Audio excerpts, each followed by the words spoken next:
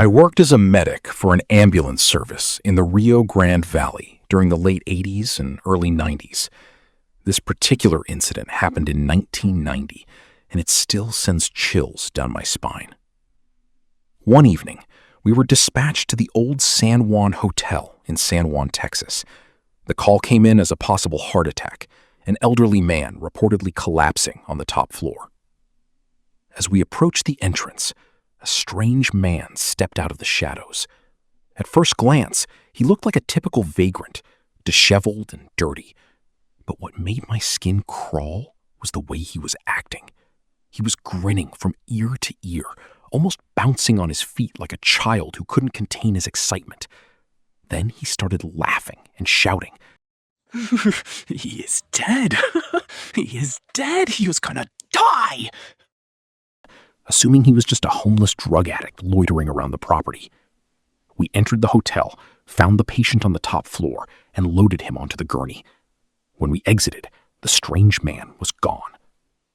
Moments later, we were in the ambulance, racing to the hospital. After turning the patient over to the ER staff, we went back to cleaning the rig, business as usual. That's when it happened. Over the radio, through the static, came a voice. That voice.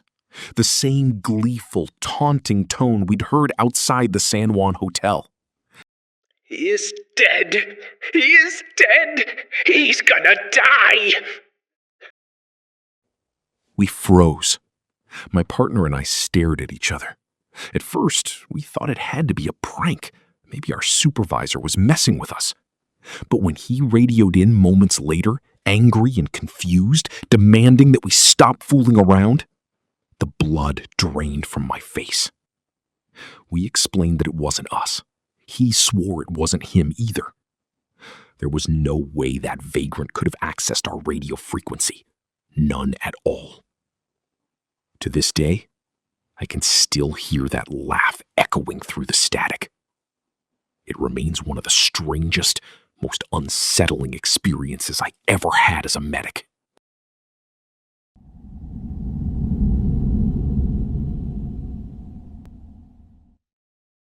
I was around 7 years old in the summer of 1978, and it was one of those Texas summers that seemed to hum with heat, even at night. My mom, my aunt and uncle, my grandmother, and my 2 younger cousins had decided to take a road trip to Reynosa, Mexico. My uncle had just bought a 1977 Ford LTD Country Squire, a big, luxurious station wagon with wood-paneled sides that made it look like the kind of car families in magazines took across America. To me, it felt like riding in a rolling ship. I'd never been to Mexico before, so even as a kid, I was buzzing with excitement. We pulled out early, packed to the roof with suitcases, snacks, and the chatter of grown-ups planning the trip ahead. By the time we reached Falfurrias on Highway 281, the sky had turned inky black.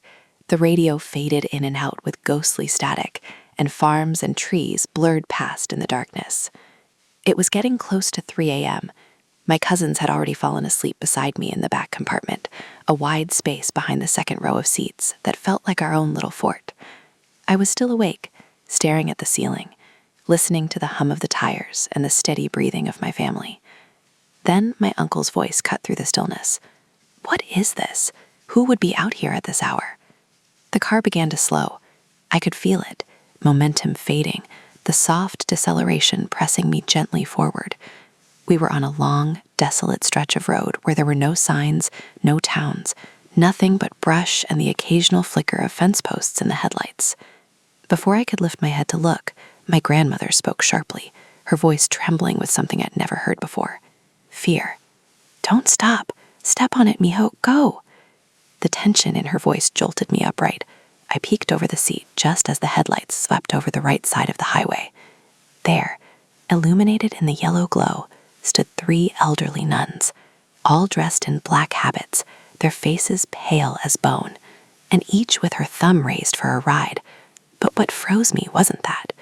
They were smiling, wide, unnatural smiles that seemed to stretch too far, too fixed.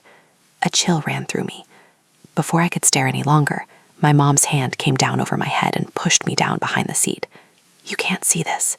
she whispered, her voice trembling. I heard my uncle's deep breath, then the roar of the engine as he hit the gas.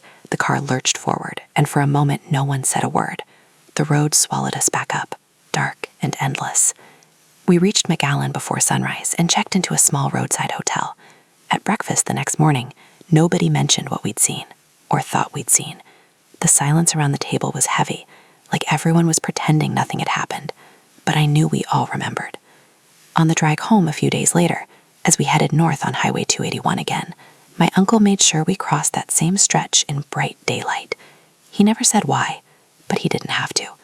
Everyone kept glancing at the side of the road, quietly hoping the nuns were gone.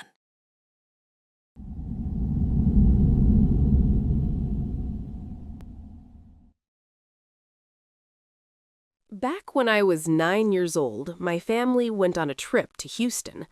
I was sitting in the very back seat, while my sister was in the row ahead of me, and my parents were in the front. I was eating chips when I looked out the window next to me. It was early in the morning, so it was still pretty dark. Out of the corner of my eye, I saw the shadow of a man. It looked like he was on the trunk of our van. I got a bit freaked out, but I thought my mind was just playing tricks on me since I'd been in the car for so long. I pulled my blanket up to my face and started watching videos on my phone with the blanket over me. Then suddenly, I felt a tap on my shoulder. My body went cold, and it felt like my heart was going to fall out of my chest. I slowly pulled the blanket down, but there was nothing behind me. When I looked out the window, mind you, we were driving, and I saw the face of a man wearing a strange hat pressed against the glass. His face was completely black, like a shadow. My heart stopped for a moment. I can still remember that face to this day. It was entirely black, but I could see the eyes. The white around them stood out. Its mouth was wide open, with no teeth, just a pink tongue. I quickly looked away and moved away from the window. My stomach dropped like when you go down a roller coaster. I pressed my back against the other side of the car and looked back at the window. The shadow was gone. Then I felt tingles at the back of my neck. I turned my head. There was another window next to me, and I saw the shadow again. Same pose, same everything, but now it was on the other side. I jumped, hitting my head on the roof of the car. My sister turned around and asked if I was okay. I quickly told her what I saw, but she just laughed and said my mind was probably playing tricks on me since I had been in the car so long. When I looked back at the window, the shadow was still there. I told her to look, but the moment she turned her head, the shadow disappeared. She laughed again and told me to stop joking around. I leaned back in my seat as the sun slowly started to rise. I didn't see the shadow again, but it still haunts me to this day.